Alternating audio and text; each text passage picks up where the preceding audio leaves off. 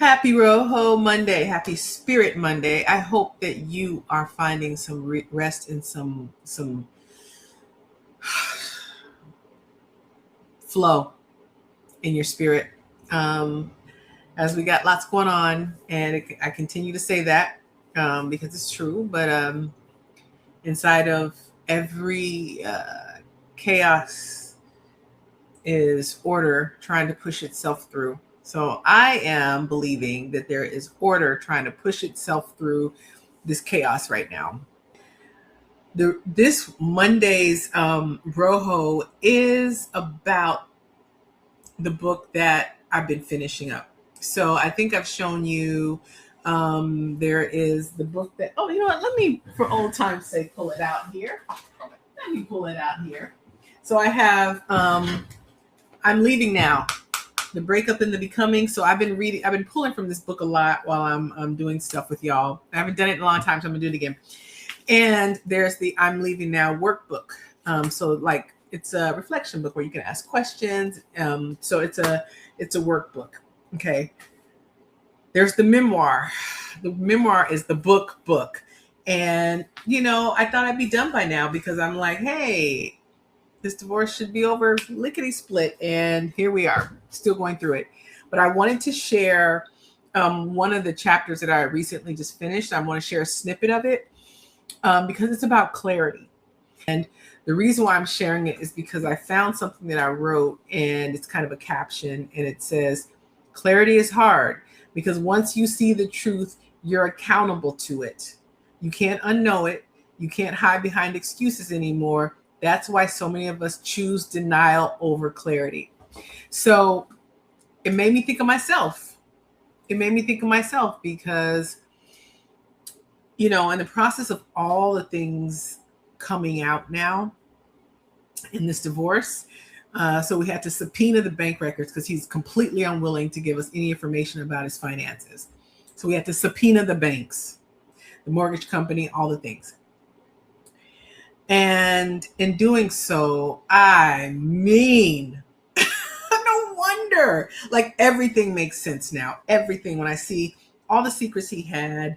And you look at a bank statements, just give the whole story. Like there's no more questions.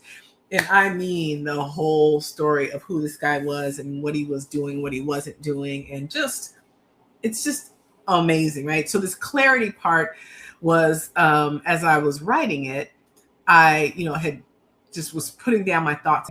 So the title of this chapter is C for clarity, because y'all know I like to do my ABCs. So C is for clarity. If confusion is a prison, then clarity is the breakout. I'm reading it to you again. If confusion is the prison, clarity is the breakout. It's the moment you stop asking for the key and start kicking the damn door down. Confusion keeps you spinning, doubting yourself, rereading text messages, replaying conversations, begging for explanations that never come. Confusion is not an accident. It's the narcissist's favorite weapon. If you're foggy, you can't focus. And if you can't focus, you can't get free. Clarity cuts through all the fog. Clarity is the light switch. The moment it flips on, you see everything for what it really is. So I'm going to tell you, this next little segment I'm going to read is about my story. So each of the chapters have an actual, like I map my own story onto that chapter. So here goes. I help people find clarity. That's literally my profession. I sit in rooms where people can't hear each other, and I help them tear down walls and bridge divides.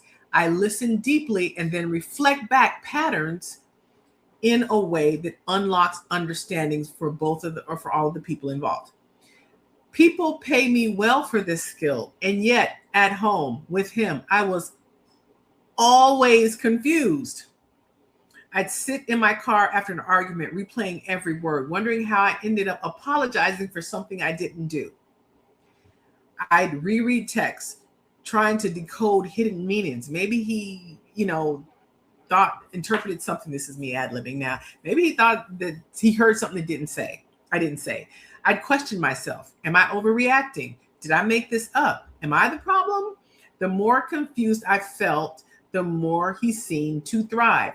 And I couldn't understand why my sharpest skill, the thing that defined my career, failed me in my marriage. Until one day clarity hit me. We weren't playing the same game. For me, I was focused on building a good life, peace, joy, integrity, stability, abundance, rest. For him, it was about building a good looking life, appearances, optics, stuff, image over intimacy. He was obsessed with stuff, but the way he treated that stuff told the real story. Nothing had meaning beyond the moment it impressed someone. Designer shirts crammed into chaotic closets, $2,500 pairs of shoes tossed on the floor next to unopened bills, junk mail, and half-empty boxes of more stuff. And me, I realized I had become part of that pile. High value, beautiful, worth something, but thrown in without care or respect. I wasn't confused, and neither was he. I was part of the facade, which explains why he never complimented me directly, but would brag to everyone about me. So I'm going to stop there. The part that I want to really focus on is we were playing two different games. And when you think about like what it means to be clear about something, it's about knowing if I'm in communication, if I'm in relationship, if I'm in conflict with somebody, understand what game you're playing versus what game they're playing.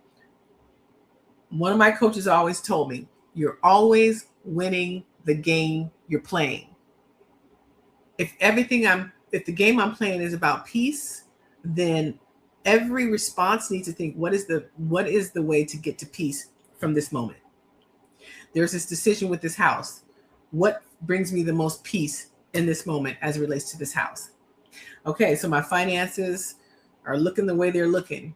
What brings me the peace to be able to transform that? It's all about knowing the game that you're playing, if that is true. And I asked him, how do I find out what game I'm playing? I forgot exactly how I asked it. And said, look at what you got. If you're always winning what you're playing, the game you're playing, all you need to do is look around at what you got. And the things that you don't want, that's a new game you need to play. So if your game is, if you are struggling in your finances, you got to play a new game with finances.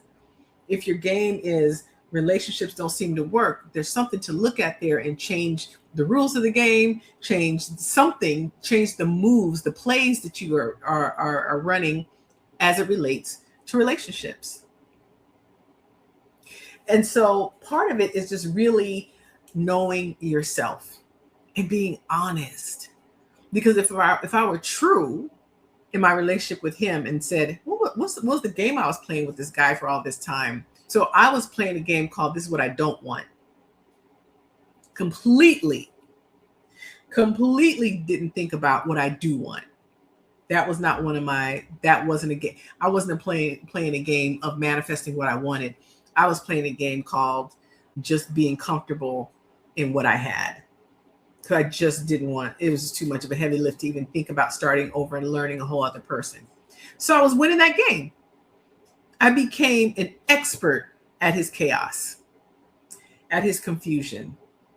You might have become an expert at the chaos and confusion of your job or your parent or family member. So maybe that's a tell. When I am not thinking, asking myself the question, well, what do I want? That probably tells us we're looking at how to survive what we got. So I started thinking in my marriage, that's why I filed, this is what I want. I filed right after I had a panic attack on Saturday. I filed on Monday. Because I don't have panic attacks. I never had a panic attack. I plan on never having a panic attack again. Because the game I'm playing is freedom and liberation and rest. I'm playing a game of health. I'm playing a game of alignment.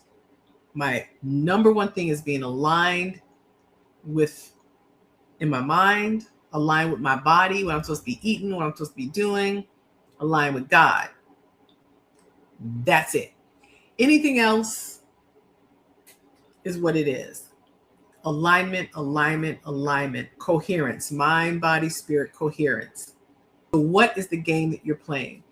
If you can ask yourself that question and get yourself to be honest, it can now come. You've opened up the opportunity for that thing to come in. But if you aren't knocking on the door saying, hey, is freedom in there? Is joy in here? Can I get some peace up in here? Knocking on the door, then you're just standing out on the porch in the rain in this chaotic relationship.